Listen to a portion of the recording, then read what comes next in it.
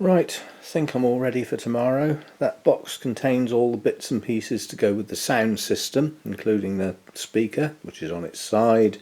That's the stand for the speaker to get it up in the air. I've got my folder, which has got all the coach trip stuff in. I've got a note to say Lynn's Moss, because for the last 3 events I've forgotten to take it, so hopefully I'll remember tomorrow. And then hopefully Lynn will be there. I've got my DSLR. We have a problem with that since I've moved house. This is the first time I've thought about it. I can't find the charger for the battery anywhere.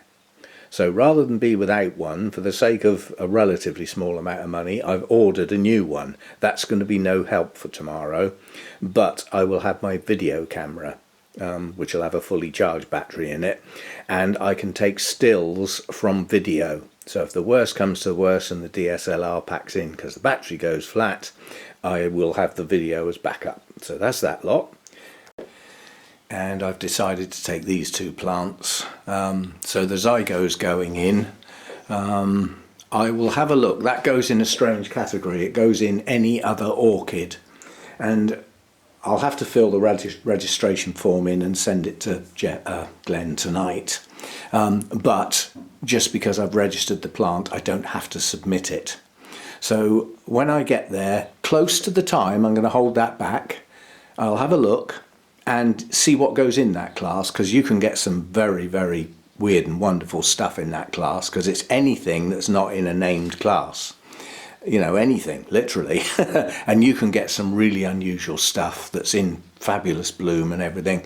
So I'll have a look. At the end of the day, there is also the non-competitive display, so it can always go in there. The Tahitian Dancer's going to go in.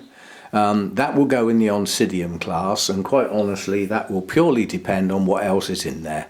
But I've actually taken a plant along for that class before and been the only one, and automatically got a first and some silverware.